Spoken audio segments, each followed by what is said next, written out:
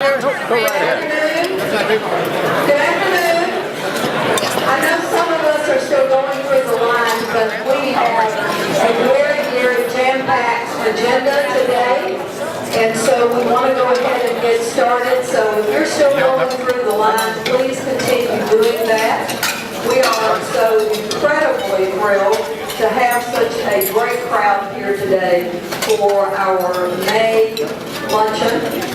Our annual State of the City address by the Mayor of Hendersonville. So we're thrilled that all of you were ready to take off from your normal business day and come. I want to tell you a little bit today about some folks who are getting ready to join our chamber board. Every year on June 1st is a transition period for our board of directors. And this Hendersonville Chamber is incredibly blessed to have so many great people in this community who don't have to be dragged to the table, but are willing to be a part of this chamber because they recognize what a great opportunity it affords them. But more importantly, what a great thing they're doing for the city, and they do it willingly. So I'd like to give you the names of the new board members who are coming on for 2012-13. Some of you may be in the room. If you are, I'd be happy for you to stand. Others are probably not here. We didn't let everybody know that this was going to happen, but I wanted to make sure that this body on this occasion knows. Rich Luisi with Chick-fil-A. Barry Hardwick, I'm just going to name these off if you'll hold your applause to the end, please. Barry Hardwick with Grubbs and Ellis. Pam Thomas with Piedmont Natural Gas. Jared Godby with Sam's Club. Dr. Greg Motes with Premier Orthopedics. Michael Morrison with HCA. Stephen Williams with Edward Jones. Renee Dower with Union University, and Jim Butera with ITS Techs. If you're here today, would you please stand and let us recognize you?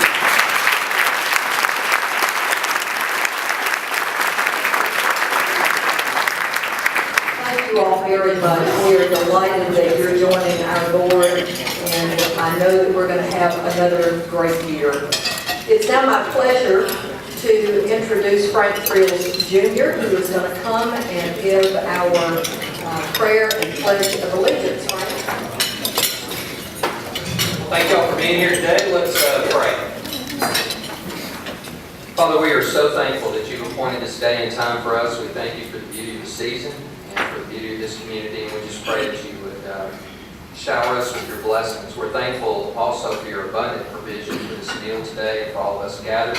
And Lord, I just pray that we would seek your will as we lead in this community. We thank you. For we pray in Jesus' name. Amen. We're going to say the pledge. Stand with me.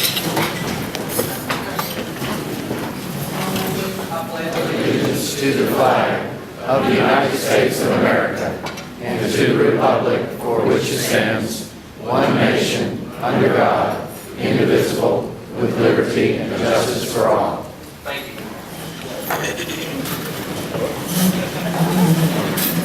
Thank you, Frank. Now it is also my great pleasure to introduce Michelle Owen with Capital Bank. Now, this is a very special day. The last day of anything can be bittersweet. And I know that this is the last day that Michelle will be facilitating this luncheon, because this is May, and in June, our new chair, Lynn Silverman, will be coming on board, and he'll be... Oh, Lynn said he paid you to continue this? Okay, well, don't work that side deal any way you want to do that.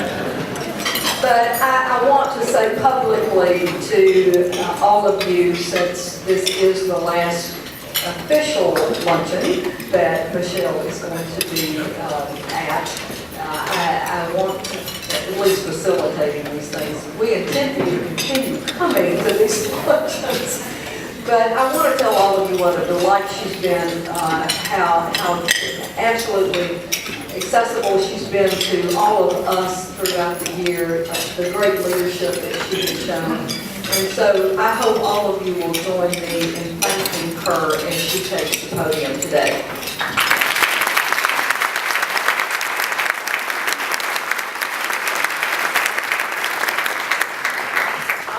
Thank you for coming. Welcome to our May luncheon. First of all, I want to go through our new members that joined us in April. Ellie Preston, LLC, Scott Preston. Investment Strategies Incorporated, Gunny Henley.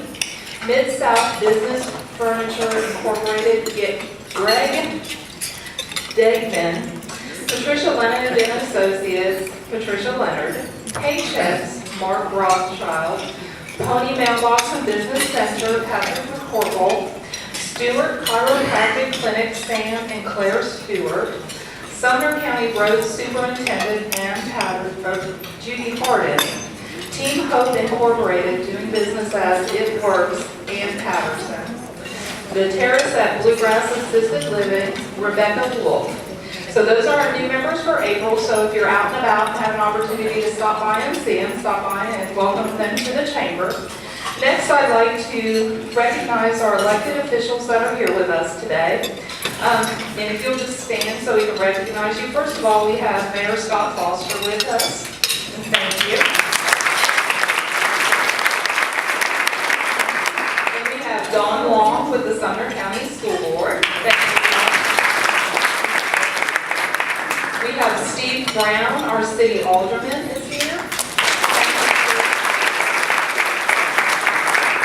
We have Teresa Coberline from Senator Diane Black's office. Thank you. We have Pam Whitaker, our Register of Deeds. Thank you. We have Frank Friel Sr. with us, County Commissioner. Thank you, Frank. Ed Mayberry, he's the Vice Mayor of Gallatin. Ed. And we also have Anthony Holt, our County Executive. And thank you all so much for your service. Next, we have a special announcement. We'd like to ask Charles Lee and Mike Shackelford from Union University to come forward, please. This is the big check. I hope all of you in this room know, but if you don't, the Hendersonville Area Chamber has its own 501c3 foundation, and it's an education foundation. It's been in effect for over 25 years. One of the major things that we have done over years is to create awards to teachers in the classrooms, both public and private, for the last probably 13 to 15 years. We've also provided scholarship to someone at Volunteer State Community College. We've helped to fund the capital campaign at the library. We've done a number of different things through the charitable contributions that people like you in this room and others in the city have gifted to the foundation. This past year, Charles Lee came to our foundation and said, would you consider helping us seed the money for the Leadership Academy at Union University? And I'm not going to pretend to try to tell you what that does. I'll give Charles an opportunity to do that if he'd like. But our foundation stepped up to the plate and said, yes, we want to do that. We want to be a part of that. And so we have authorized a gift of $5,000 to Union University's Leadership Academy. And today is the formal presentation of that check. And so we just wanted to congratulate both Mike and Charles for all the work that you're doing here in Hendersonville. So please give them a big round of applause.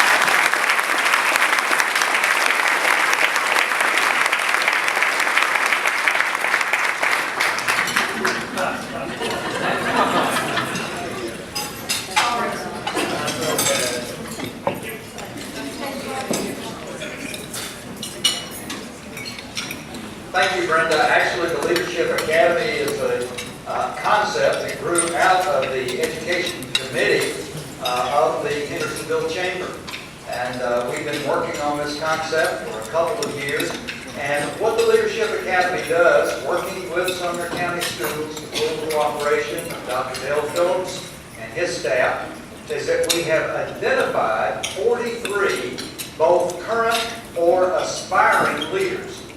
We understand and realize to have great schools, we need great leaders in those schools. So we are excited. In our first year, we wanted 40 participants. We had 85 applicants, 85 excellent applicants. And we feel from the Academy will be the new leadership for Sumner County Schools really for the next several years. So I want to thank the Chamber and the Foundation for its support of public education and Union University here at Hendersonville. Thank you.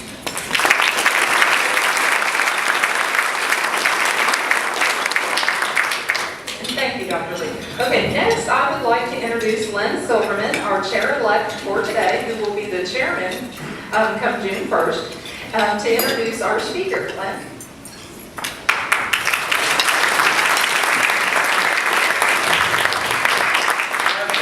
Pleasure introducing Scott Foster to you, and actually we were given a prepared bio. It's funny how things change when you actually sit down to eat lunch. I had the pleasure of talking to Scott's parents, and I found out some very interesting things. I will not share those right now. I'm actually thinking about a weekly column in the newspaper, so start looking at that beginning next week. But I will hit the highlights. Scott was originally elected in November of 2004. He's a 40-year resident of Hendersonville. But what I really want to point out, Scott's son Cody and my son Greg played on the same soccer team for several years. And one of the things I really like to do is see people out to watch when the suit's off. I think you really get a good indication of what kind of person they are. And the thing about Scott that I always notice is he is the true cheerleader.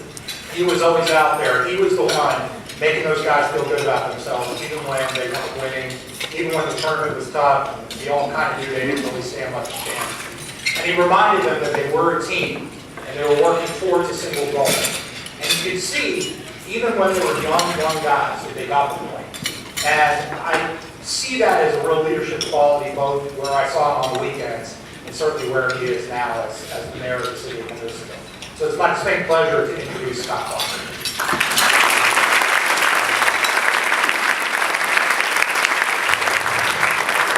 Wow, that's pretty humbling. Humbling to see all of you here today. As Lynn said, I've been mayor since 2004. And the mayor of the city of Hendersonville is not term limited. It's only term limited by your vote. And I'm not here today to ask you for the vote, just to reflect on the time. But I do want to take you back to 2004 and do a little visioning and remember where we were in 04 and today where we are in 12. It's interesting that Lynn brings up the team concept. Think about where we've been since 04. 04, 05, 06, 07, we were at the peak of everything happening, everything going, everything blowing, all the nice things happening. And then in 07, this thing called the recession. And we're in the middle of tornadoes, we're in the middle of fires, we're in the middle of floods. What's interesting about that is this community picked ourselves up from the tornado. This community helped pick ourselves up from the flood. Matter of fact, today is the 2-year anniversary of the flood. That seems like a long time ago. But just 2 years ago, our parks were devastated. Our homes were damaged. We had 5 or 6 homes and were submerged just 2 years ago today. So May 1st is an interesting date to sort of talk about today. But I want you to think about the momentum we had in 06 because it's building again. You're beginning to see a little bit of it. As things begin to come up out of the ground, the university is a great example. Sam's brings a whole cadre of other business people that don't do their own marketing study. They just follow Sam's marketing study. We're beginning to have the same number of looks in Hendersonville as we had in 06. And it's exciting. It's getting very exciting. It's pretty cool. They brought up the team concept. And I told the team here at the city of Hendersonville in 04, that's what we're going to build. And we've talked over and over and over about the great things that happen in Hendersonville, but we never really give credit to the people that deserve the credit. I want to introduce you to the team at the City of Hendersonville, because I think you'll be impressed. Keep in mind, the City of Hendersonville, 310 full-time employees, 90 part-time employees, so roughly 400 employees, about a $35 billion budget. This is not a small corporation. This is a fairly good size corporation. I want to start introducing some guys. Most of you have known Steve Mills. Steve Mills at our board meeting the other night received one of the first awards for 40 years in the city. Now, Steve doesn't look that old. He should feel that old because he takes a lot of shots. But Steve, if you would stand up. Steve has a team of codes officials that probably represent well over 150 years of experience, certified in many areas. Steve is both at the national and the state level on many boards.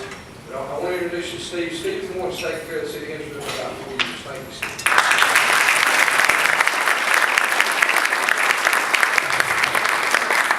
You know my sister, Don Long, he's in charge of economic development and all things related to schools at this point. Don has a vast deal of experience. I'll share some numbers with you later to show what Don has done over the last 8 years. Don, if you would stand up.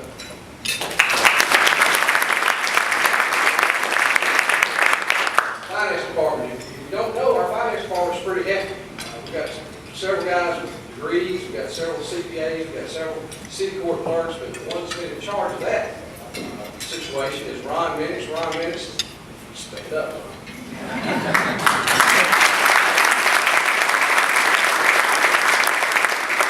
The impressive part about Ron, no matter how much you hear them talk about what the city of Hendersonville is, Ron has been on board almost 40 years, ramped up real close to 40. He's received the state certificate of accounting and budgets 28 years running for gold office. So Ron, thank you for what you do for the city. Fire department, I got introduced by Chief Jamie Steele. One of the best guys in the world.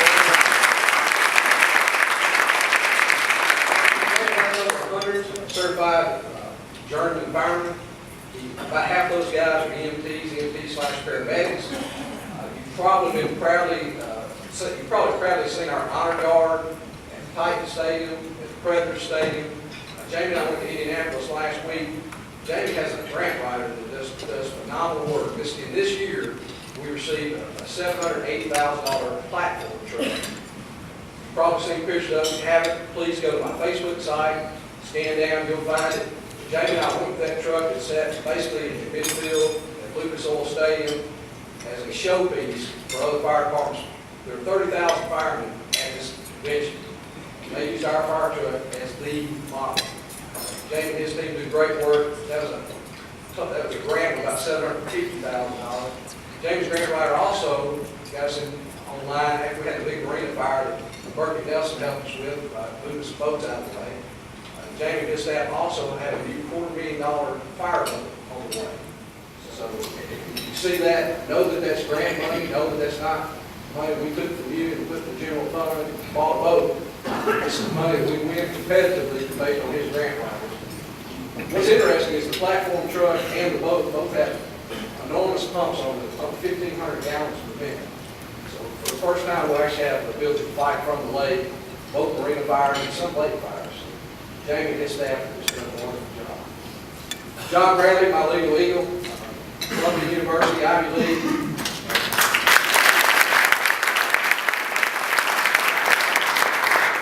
I don't know what to say about John, he's been around for 26 years, he holds a lot of institutional history, and I've only been around 12 years, 8 as mayor. We've never lost a lawsuit, and I appreciate John for all he does. David Lamar, I want to introduce you to both a hero and a stud. Dave Lamar took the parks department and it was devastating, and I mean devastating. Many of you came to help us clean up, as the community helped us clean up. You'd be surprised that Dave's department actually has 4 guys with master's degrees, including Dave. We have a very well-educated staff. whether it's sports science, sports management, recreation management. I think the impressive thing is Dave was able to work with me in finance, and we received insurance money, FEMA money, parse the park back together, really in about 4 or 5 months. His team worked for about a year and a half to get it final. If you've been in our parks, they're in better shape than they were 2 years ago, which is unbelievable. Dave, thank you for all you do.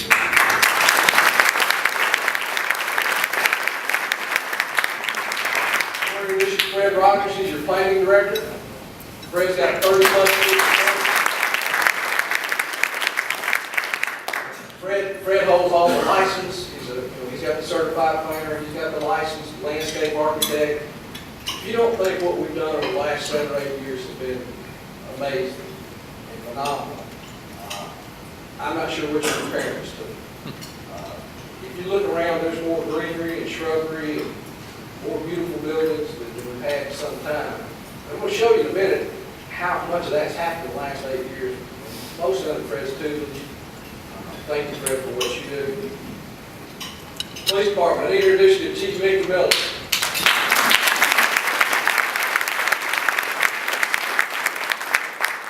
Mickey's taking the police department in a completely different direction. I think most of you guys appreciate it. He's implemented community-oriented policing.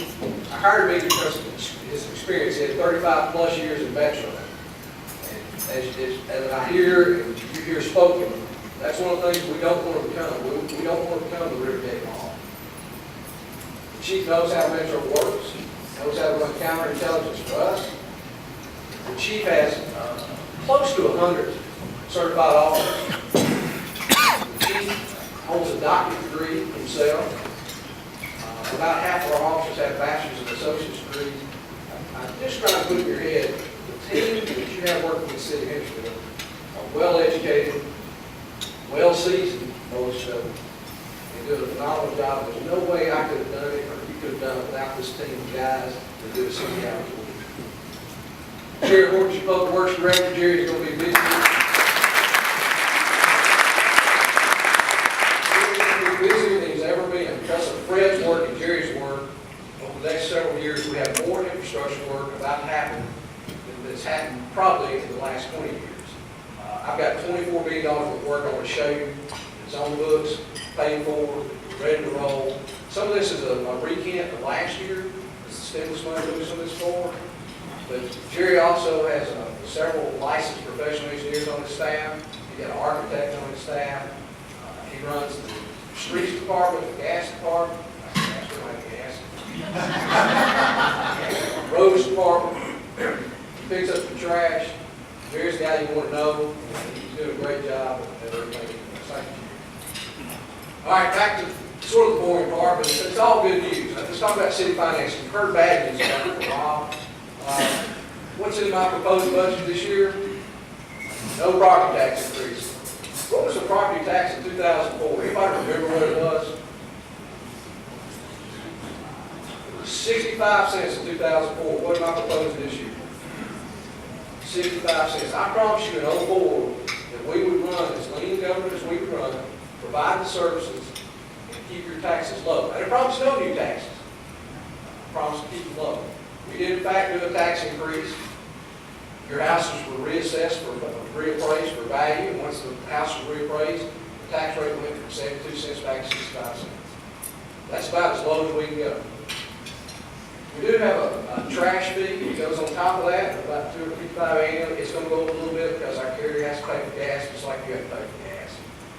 So, yes, $3 tax increase is a tax increase per year.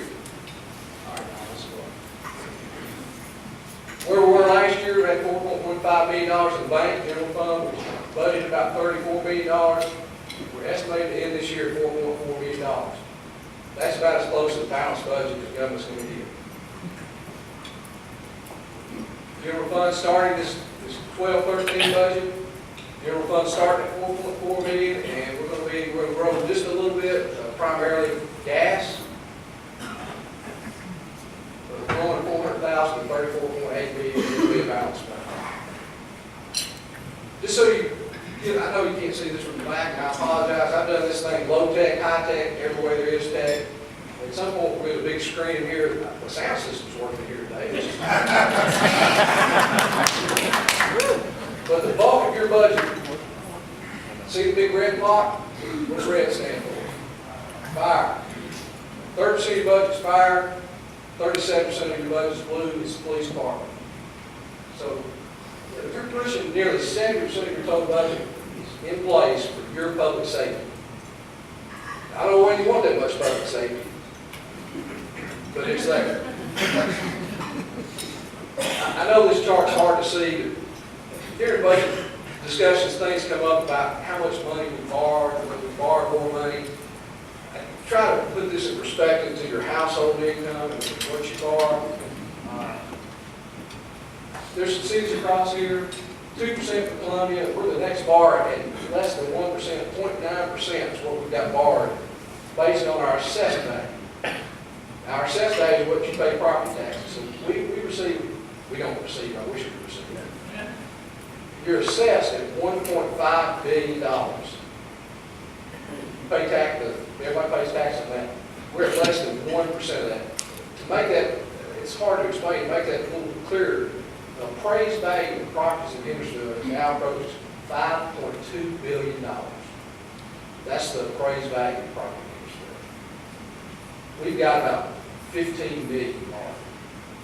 So 1% of the assessed value, about 1.8% appraised value. Goes up about 45. But you can see there's some other cities here that have much higher bonded debt. We have very little debt, 15 million based on the amount of money that we could borrow. That was confusing, probably should have thrown it up there. Just so you know, we haven't borrowed that much money. Go ahead. Where's the revenue come from? 84% of it comes from local, from sales tax and property tax. The important part about this is why y'all all sit in this room. Think local, buy local, shop local. If there's something that you can't find in Hendersonville now, let us know. And don't tell me we need a good shoe store. I know we need a good shoe store. But if you need dry cleaning, we got dry cleaners. If you need refrigerators, we got refrigerators. If you need a $25,000 grand piano, Sam's has one.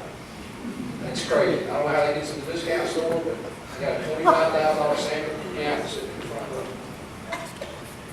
The thing we did for many, many years is we made Rivergate, Davidson County, richer.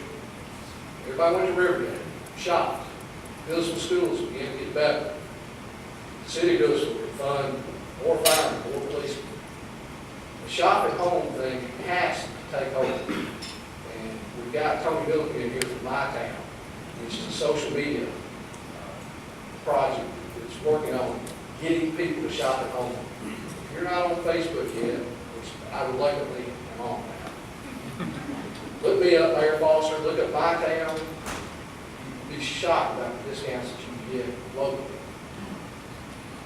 And this is where it all comes home. When I took office, we depended primarily on the property tax.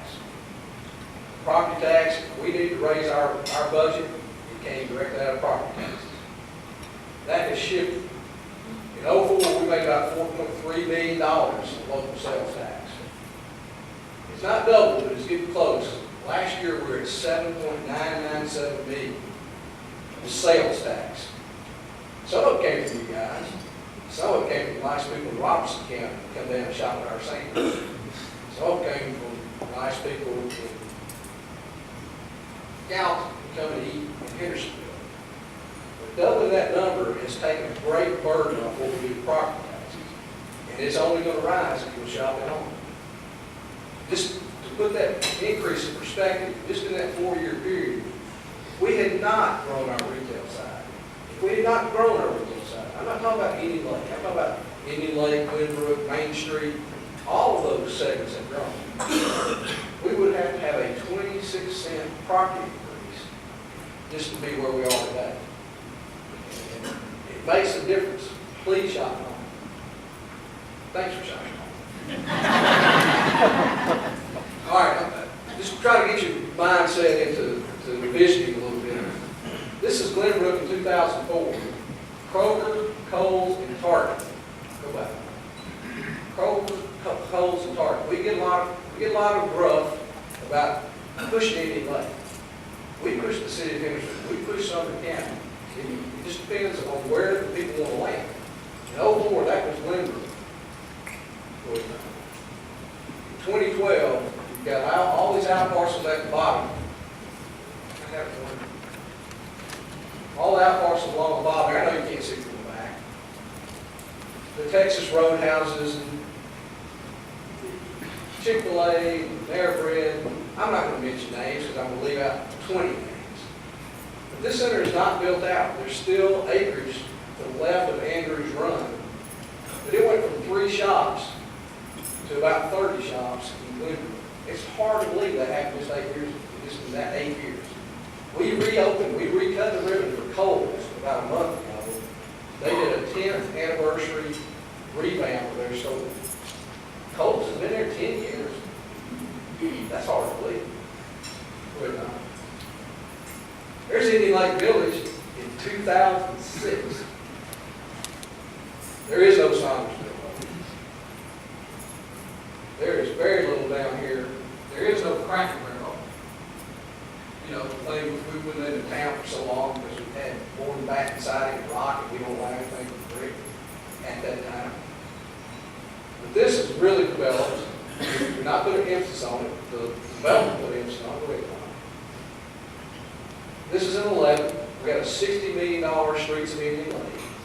We've got an $18 million road called Saundersville Road. We've got the library sitting dead in the center of it. Park Plaza 1. We're starting to scratch the ground for Sam's. You guys can think about all that frontage of Indian Lake Boulevard, about what's happened just in that short period of time.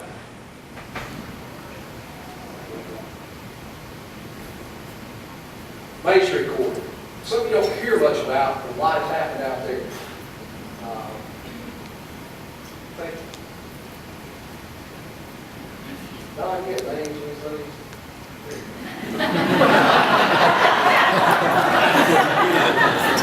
See what I'm working with, right? You guys will let me guess for a minute, then it's think about the west end of town, much maligned safety strip that we put down in the center of town with stimulus money. I'm going to talk just for a second about that. We presented projects to this local metropolitan planning organization, which is a 10-county region. We had 4 selected. I went over this last year. One was the paving and drainage on Walk Ferry Road. One was New Shackle Island widening from the bypass down to the Japanese Hardee's, or Irish Drive. The other was this much maligned landscaping strip down West Main Street. That was submitted as a set of projects. Out of about 450 projects, that median on Main Street ranked number 8. For safety reasons, not for aesthetic reasons.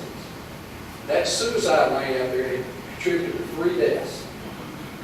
Department of Transportation joined hands with us and said, that strip needs to go in. From an engineering standpoint, there's a couple things that happen. First of all, just accidentally it gets more pretty.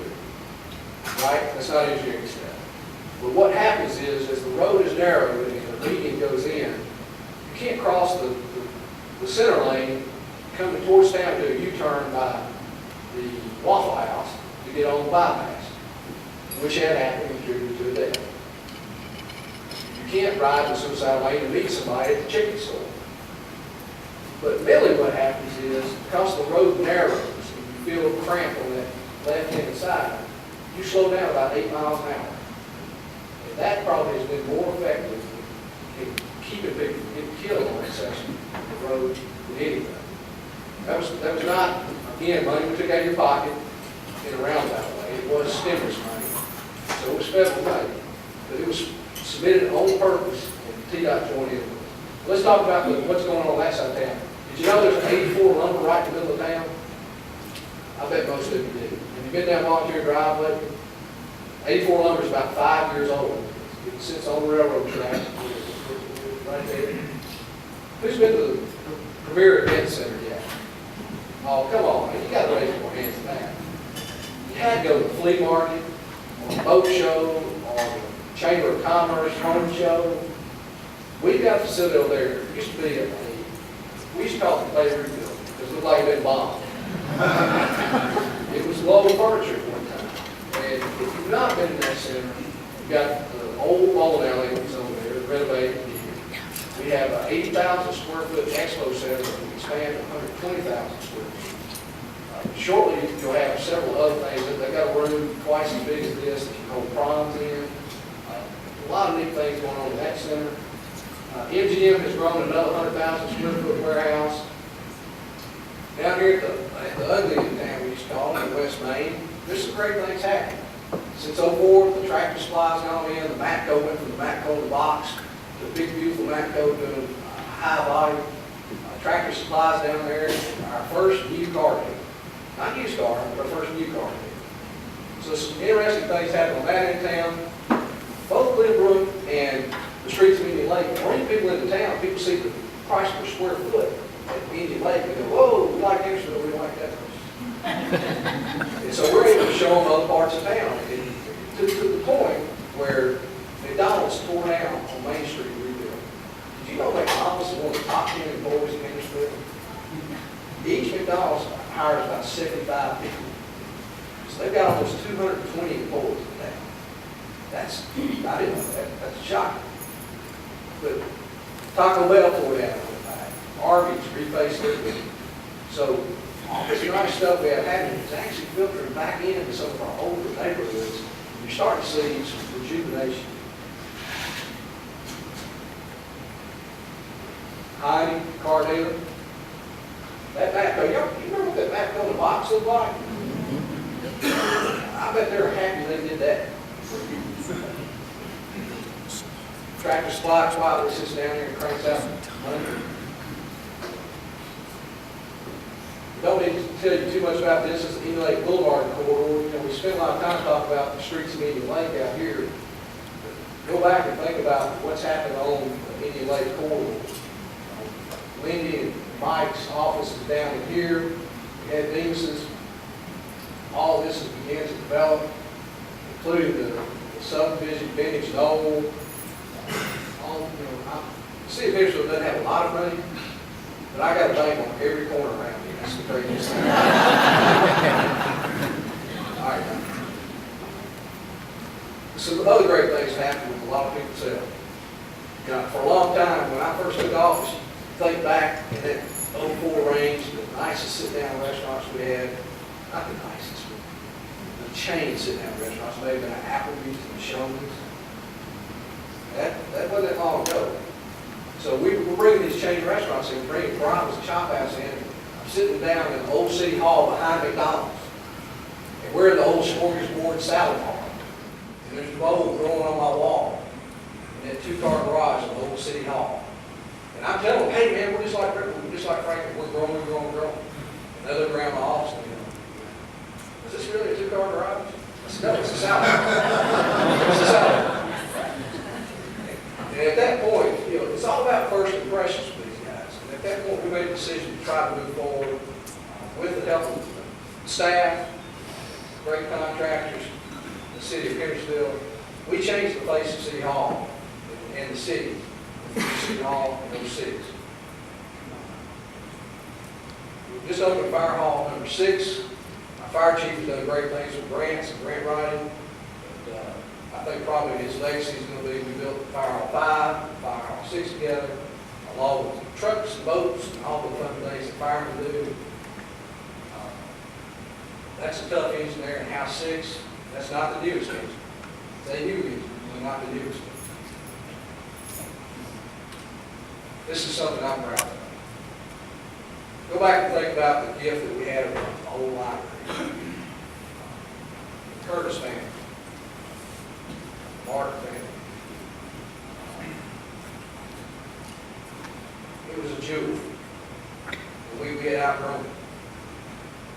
The toughest thing in the world, bringing people into Volkswagen, showing them a 100-acre piece of property. They're talking about 2,100 jobs. They want to see our city. You take them to parks, and they're overwhelmed by our parks. You take them to our library, they were underwhelmed by our library. Through a lot of great work, including the Friends of Arts and Literature in Sumner County, the county commission actually chipped in on this, the city chipped in on this. We've got a state-of-the-art $10 million library. Not had a chance to go there. I wish you would. It's an asset to this community. And then you blanket that with a 26-acre linear park behind it. It's not hard to sell COs on Hendersonville when you see that. We had a couple people at the opening. That's about a third of them. It's something that means something to everybody, young and old and rich and poor. It gives access to everybody. It's just a real jewel. Wow, look at that marshmallow boy. Holy cow. Where's Goo? How much weight have you lost, Goo? There's Hank, Deborah Baggert, Hank's there, me, Goo. Did you know the bypass wasn't open until 07 to Yacht? 5 years ago when the bypass opened, and it's already at capacity. But think about that. That's been a great project for the entire county. There you can see the 386 extension is in place. There's been a lot of residential development. Which way can we grow? Can we grow to the south? Now we've got the lake. Can we grow to the west? Now we'll bump up against Gilsburg. Can we go to the east? Where's Tony Allers? We can't go to the east, but I'm going to annex. I'm going to annex West Gallatin and Fairview Foxley. I hope you. But we have to grow north, and that's some rough terrain out there. A lot of new subdivisions, a lot of new households, a lot of people will live here with you. They enjoy your lifestyle, the lake lifestyle, the park lifestyle, the golf lifestyle. We're blessed. This is a big community. Talk about the details for a minute. This is some odd factoids. We're 11th in population, close to 52,000 people. We're a pretty big city. You take the big four out, Memphis, Knoxville, Chattanooga, Nashville. We're a pretty big city. Matter of fact, Franklin and Hendersonville often just change spots. 9th, 10th, 11th, 9th, 10th, 11th. But we're 214th property tax rate. That's why people like to live here. It's that low tax burden. How do we keep that low tax burden? Shop at home, shop here, buy here. Did I mention that? Think local. You sit across the room from a guy that can do your dry cleaning. Ed Vance is sitting right there. He can do your dry cleaning. Did you know for the first time in Hendersonville you get a bachelor's, a master's, or a PhD? Dr. Lee's sitting right there at Union University. You don't send your kid to the University of Florida or that grade school Auburn. Keep them here. Keep them here. FY12, primarily through the fire department, we received almost $2.5 million worth of grants. So when I tell you we're a $34 million city, these grants add on top of that. Matter of fact, last year we had almost $5 million in stimulus money. So we were managing roughly $40 million last year. This year, we're going to have an additional $23 million. Our budget's $34 million. We have $23 million of grant-based money. We have teamed with the state to get 80-20 splits. So we're about a $50 million corporation this year with no new employees, which is interesting.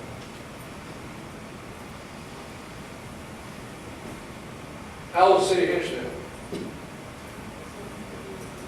43 years old. That's pretty young for a city. What's interesting is more than half, almost half the city is older than that. Including your mayor, by the way. But that's an interesting statistic that brings us to think about other things like the hearth of Hendersonville. About senior living, no steps. We don't have a lot of that in Hendersonville. But that's something I want you to put in your head because we're beginning to see a real need for that. Winston Hills, Winston Hills. That's a product that's needed in this market. Think about it. And here's this sort of interesting statistic. The mayor's office provides after-prom activities annually for all 4 high schools. Now, my freshman, Cody, at Hendersonville High School, told me about a week ago that it was the lamest event he ever read about. I said, Cody, you don't put that together, don't you? He said, no. It's called the mayor's after-prom event. What's interesting is we've been doing that for about 18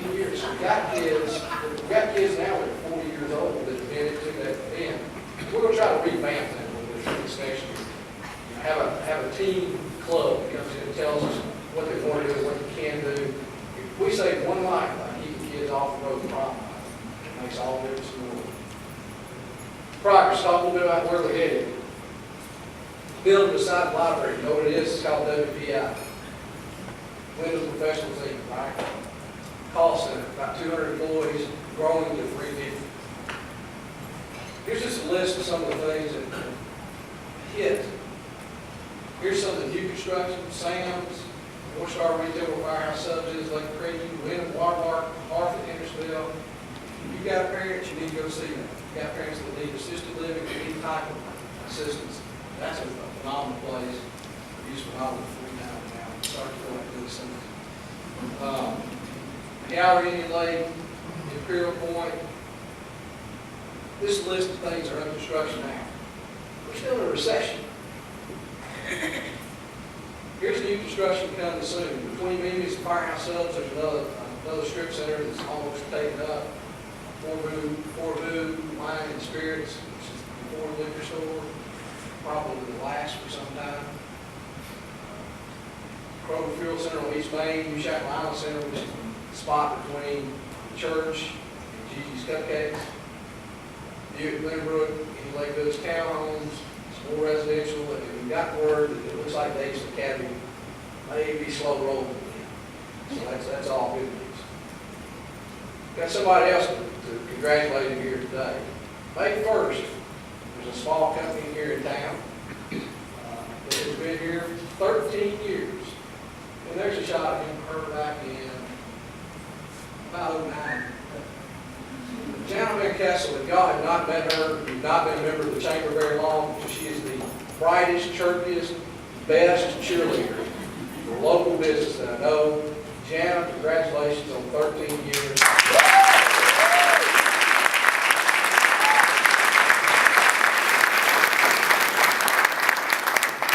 That's our beautiful family, including the twins.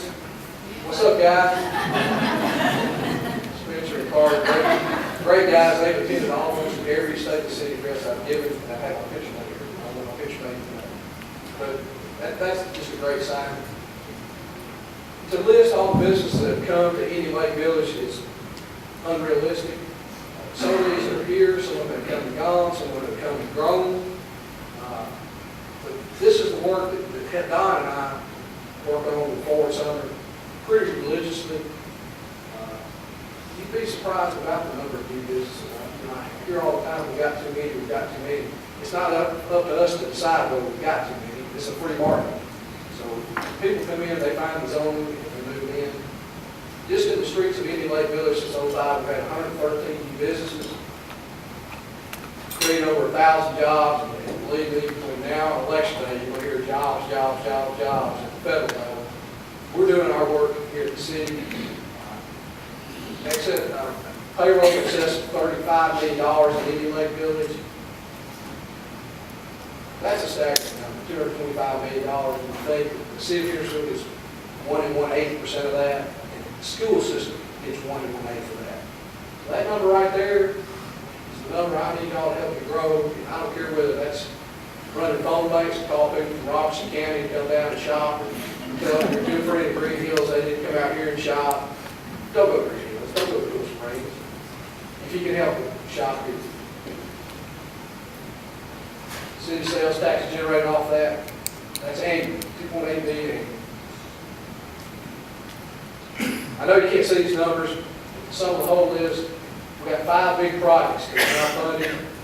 $18 million of state and federal money put into it, with about $4 million of local money. So we've done all we can to find those state and federal grants. Make your tax dollar go as far as we can make it go.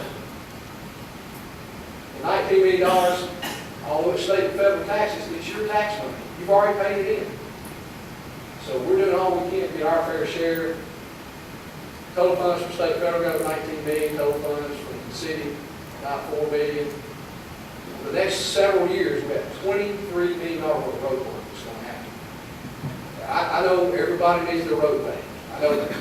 I've got a guy calls me every morning at 2 o'clock telling me about the pothole out front. We got to fix this week. I waited till about 2 o'clock in the morning and called him. He called me crazy. What are you calling me at 2 in the morning for? I thought that was your normal working hours. get his pothole fixed. This is not pothole money, this is major infrastructure projects, and that all falls in my sweet spot. And Lynn is very kind to not go over my mile. But you guys know I'm an engineer by trade. I'm ready to make this thing happen, make it happen again.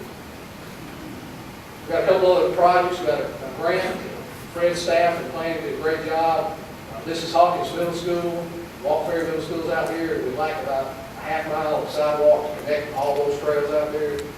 $192,000 grant that Fred won. This is a big project. This is a project that's been submitted probably 10 years in a row to do a boardwalk along Saunders Ferry. Not along Saunders Ferry Road, but behind all the buildings on Saunders Ferry. So you got, here's Memorial Park, this is Galvin Road. We're trying to put a new bridge in from the gazebo out there on Galvin Road to over behind Mallard's breakfast place, right? And we're going to run the bank all the way out to hopefully Cherokee Boat Dock. But we're envisioning like an 8 to 10 foot concrete walk at the lake, on the lake.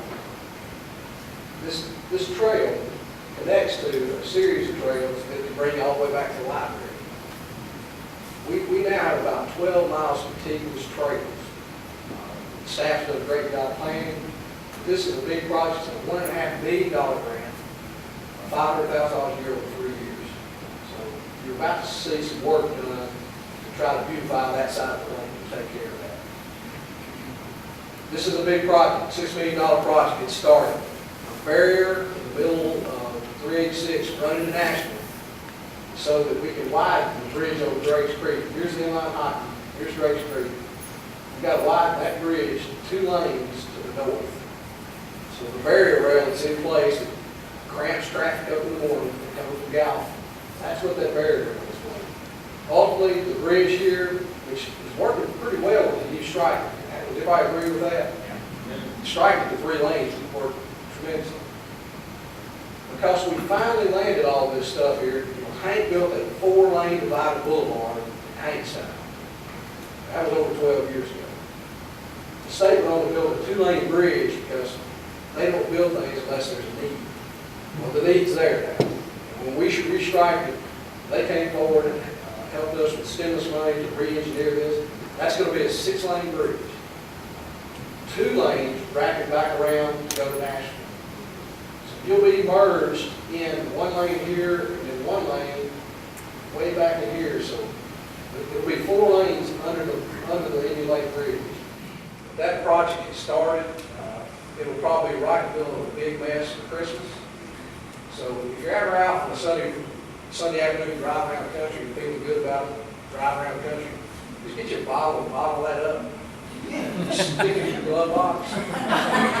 Because when this project starts, and we start phasing lanes over this bridge, you're going to be very aggravated about the orange barrels. Remember what the mayor said, reach in the glove box, get the ball out, get some of that feel good from the last time you drove in a nice place. This is a major project, $6 million project that has started. Interesting meeting. If I can name all the people, this is in my office, panoramic view of my office. There are about 20 people in there, and most of you are sitting in this room right now. This is how long, I want you to get a feel for how long these projects take. You know, the Indian Lake Bridge widening took 6 years from the time we submitted to the time we were released to go.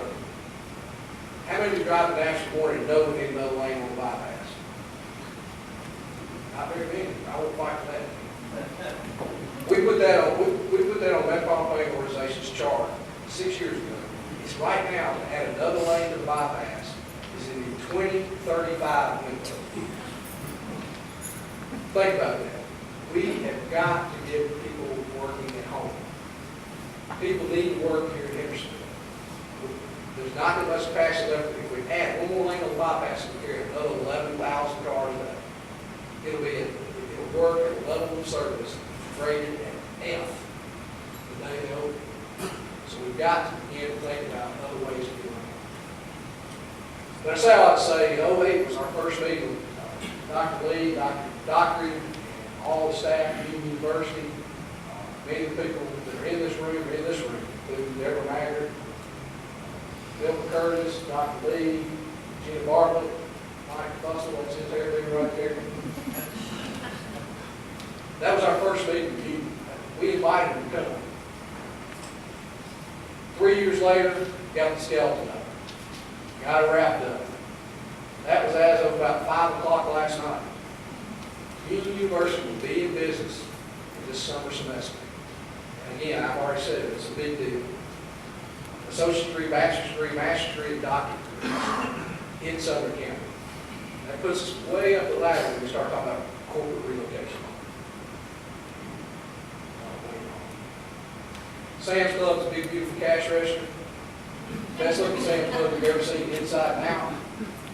As of yet, we haven't seen the problem of busing. Everybody's worried about buses in Hendersonville. We're not part of the metropolitan transit lines, transportation lines, which brings buses and drops them off at the old Sam's. We're not part of that. So there's not buses running to this Sam's, which completely changes the clientele, by the way. But even think about that. When this came in, there was a lot of fodder on the internet about what about the type of clientele that's bringing in. People don't ride a bus to buy a $60-pound bag, $6-pound bag of dog, a 10-pound block of cheese and get back on the bus. That's not the way it works. I think you'll see with the help of the chief builder, this will be a very safe environment out there. Not going to kid you, you saw over the last week, Rivergate has now put a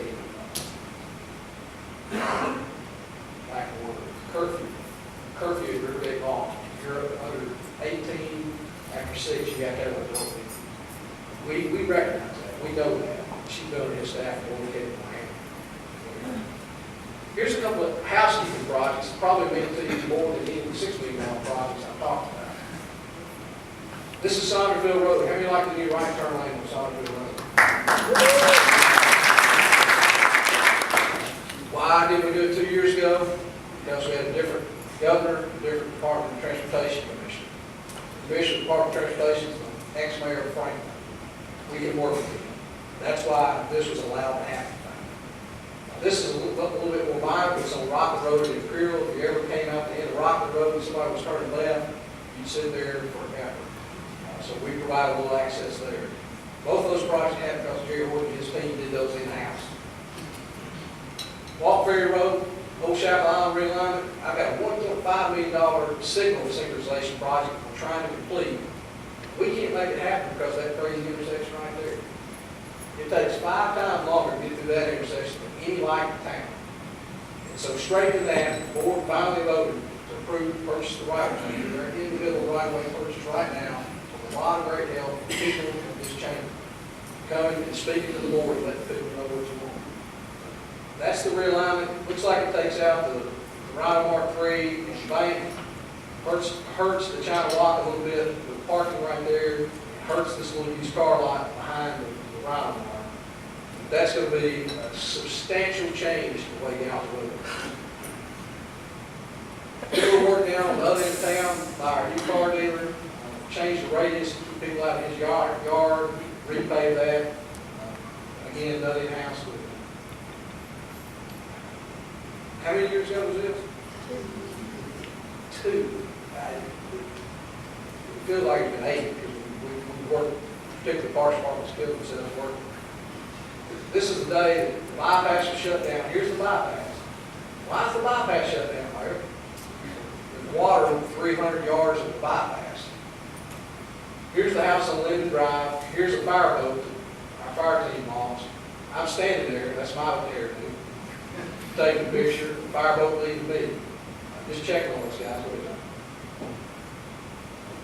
What have we done this year for drainage? We spent $1 million, about half of it federal, about 25% of the state, tearing down the 5 of the worst affected homes in Hendersonville. That's the final tear down. This is what Linden Drive looks like today. That picture was taken yesterday. All those homes that have been flooded 5 or 6 times are gone. It's now in green space. We're not sure what we're going to do with it. There's some limits on what we can do with it. It may be a passive park, maybe a dog park. You guys feel free to leave anytime. I love Henderson. I call them back forever. And if I'm holding you up, I'm sorry.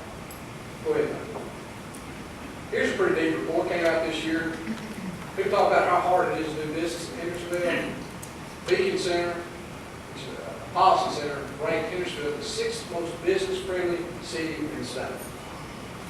And we've had to put a couple extra shrubs out to make it pretty. Right, Doc? But although it's pretty, we're still pretty business-friendly. I'm proud of that. Pretty much. Since 2004, over 1,850 business licenses have been pulled. Actually, it's closer to 3,200, but 1,850 still exist. Most of y'all are in this room. That's a phenomenon. So how's the state of the city? 11th in population, 214 in property taxes, $24 million in additional infrastructure work, 87.5% increase in sales tax since 2004, 850 new businesses. So what do you think the state of the city is? It's pretty strong. It's real strong. And it's primarily strong because good business owners, like people who are involved in this chamber, keep us going. And no, it's not all news ribbon cuttings, but we do a lot of ribbon cuttings.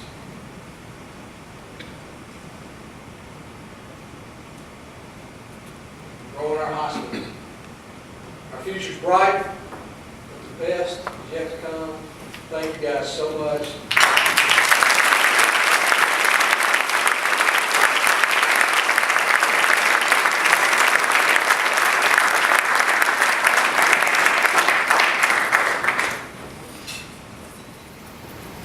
Any particular questions? Yes. Would you mind explaining to everyone about the homeless people that are selling the newspapers in our city now? I would mind to, but yes, I'd be glad to try to explain. This is a phenomenon that's happening across the country. Runs under the Constitution, runs under the first article of the Constitution, freedom of speech. And they have worked this loophole in every location you can think of. Redwood's fighting right now. Redwood went to court with the ACLU and lost. Unfortunately, when you go to Constitution Court, you end up paying attorney's fees. Not only did they lose, they lost big attorney's fees. Franklin's in the same situation. It's a hard thing to explain, but it is protected. Newsboys are protected. We've had one that decided to camp out by the tire mark. Lawn chair is being, we moved her yesterday. It can't be a obstruction to traffic. In Hendersonville, they're not supposed to reach into your car. You would be as livid if Girl Scouts were standing on the corner, walking out the traffic, use your Girl Scout boots. It's a delicate march that we've got to do. It's important, it's legal, it's the PD. Do what we can. I don't want to say eradicate the situation. It is a bad situation. What's unfortunate is it's such a political hot topic. If I tell you one way to make it go away is don't give them money. Then I get concerned about that what you do to least of us, you do to me. So you're not going to hear me say don't give them money. We've thought about the process of buying all our papers in the morning so they go away. And all they'll do is 3 more will show up and have to buy their papers. It's a delicate situation protected by the Constitution. And if I can find the city that won against, not necessarily the contributors, but against their attorneys, which are the ACLU, we would be doing. The other questions? Somebody on that. Go back, Tom. Mayor, would you or Don share what we talked about the other day? How many times our dollar turns over when it's spent with a local business right here in our community versus out of the community? Tony's a my town guy. He's all about shopping local. $1 spent in Hendersonville transfers somewhere between 3 and 6 times in the local community. So if you're spending locally, know that dollar goes around and around in the local community. Shopping advances, dry cleaners. Ed's going to buy ice cream at Baskin Robbins. Baskin Robbins girl is going to probably get his dry cleaning done at Ed's place. So it's important to keep that money in our local economy. Ed, what you have? I commented, we have only 18 employees, temperature cleaners, so we gave each one of them a year city of Hendersonville County. It's also going to help them to make their dollar that they earn working for us go further. So I would make that suggestion to everyone. Give your employees hard to So Ed, you suggest that you buy a car for everybody? I'll put their name in the picture. No, that's a great point. That's a great point, though. Sam's isn't for everybody. But Sam's does have some great deals if you're in that kind of shop. Anything that you go business to business on, locally, that's what we need to be doing. That's a great business to business. All right, we're about to bring the hook out. All right, I had campaigned this whole time. I'm going to ask you, Mike, what's going on? There's a bumper magnet on the corner. Grab it.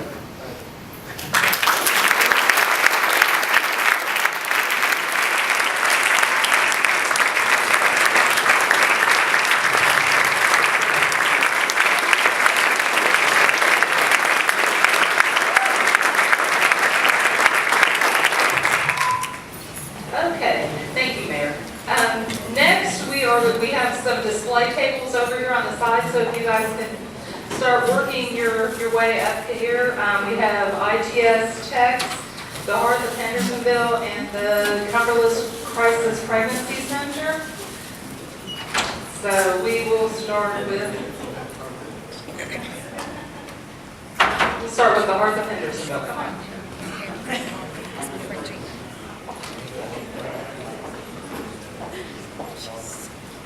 I'm just going to say one thing, and then I'm going to turn it over to Gina. I want to thank Mayor Foster for all the support that they've given the Heart of Hendersonville, so thank you all.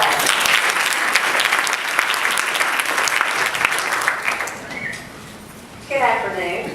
I'm Gina Kennedy, and this is Sherry Anderson, and we are representatives from the Heart. And I'll make it quick. We just want to make a couple of points, the biggest one being that we are open now. We still are getting that a lot, and we are open. We moved our first folks in just about a week and a half ago. And many of you came to our grand open house a few weeks ago. We thank you for that. We had a great turnout. But if you have not seen inside our building, you have another opportunity to do so. Actually, you can come by any day. We're happy to show it all.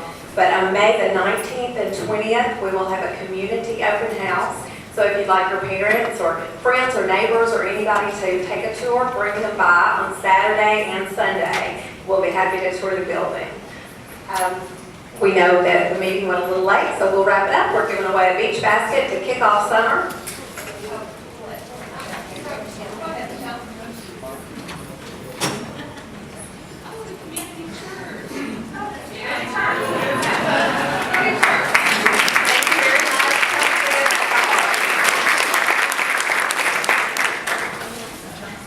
All right, did you want to go next, or I'll hold your box for you. Yeah, I'd like to advocate for the Hearth, and I do have the trifecta numbers later if anybody would like to get that. My name is Doug Barnado. I'm the pastor of the Community Church of Hendersonville, but this year I'm the board chair of the Cumberland Crisis Pregnancy Center.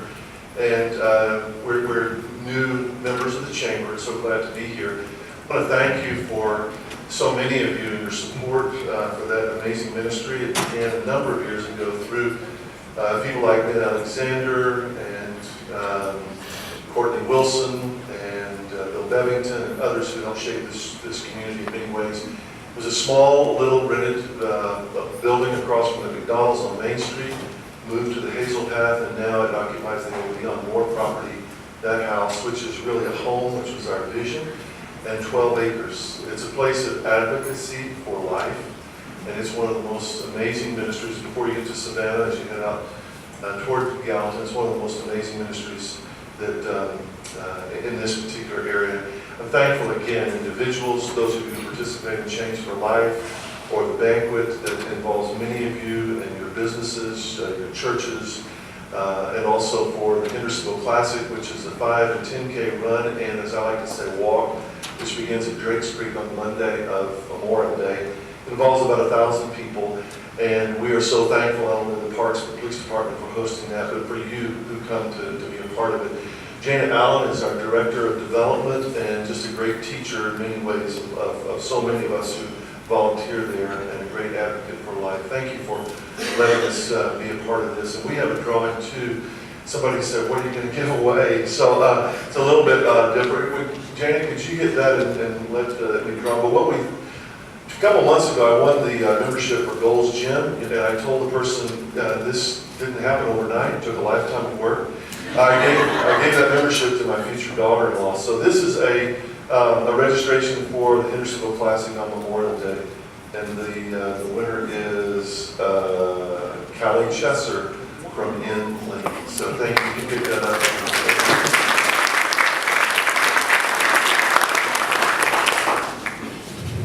All right, Jim. I know everybody's ready to go. Jim Butera, ITS Tech, Computer Sales and Service for businesses mostly. We also have homes. We've got a place at 240 West Main Street. It seems like everybody's been bringing up Ed Dance's name here quite often today, but Ed was one of my first customers back almost 10 years ago. We were dealing with technology at that time was a computer and a 32-inch glass monitor that weighed about, 200 pounds between the both of us and carrying that around. Now we're doing it on iPads and doing everything else. So technology has changed and we're keeping up and trying to keep you educated. So I'll leave with that. And Jamie McMurray has won a computer bag.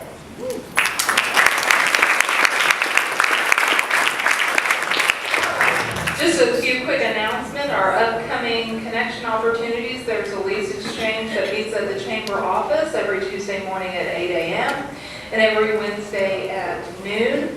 Our next business after hours is the annual Beer and Brats, which is May 17th at Rock Castle. It'll be sponsored by Bluegrass Beverages, Bill Sinks, Curtis Builders, Milton and Lisa Curtis, Keystone Business Solutions, Eric Jackson, and Pope John Paul II. And it's from 5 to 7 at Rock Castle. The June 5th luncheon will be featuring Dr. Winston Porter here at the Country Club. Excuse me, where does Lord be? Upcoming promotion opportunities, our award banquet, save the date for June 15th. And Britta's going to talk to us about Ireland. Thank you, Michelle. I'm actually going to talk one more thing about the award banquet. You will tomorrow get in your email box nominations for large and small business of the year. Please vote so that we can have those and put save the date for June the 15th. So we're really excited about our Night Among the Stars. We are going to talk about Ireland. Last year, in 2011, we went to Spain. In 2013, we're going to Ireland. And so you're going to begin seeing some things in your newsletters and the newspapers and all of those kinds of things about the trip to Ireland. It's 10 days and 13 meals and really inexpensive, and I'd love for lots and lots of us to go for that. I'm going to tell you about the Freedom Festival. That's on July the 3rd, presented by Remax Choice Properties. Mike and Lindy Gone, that's the big fireworks event, and we partnered with the city and Dave Lamarck's group with the Parks Department. They're just a wonderful support for us. And then the last thing I've got for promotion is our directory is getting ready to be printed in June. We still have some room in there for ads. We're being assisted this year by the Hendersonville Standard for helping us sell those ads. And so if you get contacted by Julie White, please accept her call because she's calling on behalf of the chamber for us, and we appreciate her and Carol Maynard helping us with that. And then I have some drawings, and I've already done those. Signature Cleaners, we've got a $25 gift certificate that's going to go to Tony Allers. And we also have a Jet Pack for Jet's Pizza that's going to Patrick McCorkle. And we have a gift basket here for a wrap watch that's being given by Ellie Preston. And that is going to Linda Bolt. I can't think of a better person to get that other than me, but it wouldn't have been fair, so I'm not going to take it. I think that's all of the business today. I really appreciate you all sticking around for so long. We are so glad you were here. Have a great rest of the day and come back next month.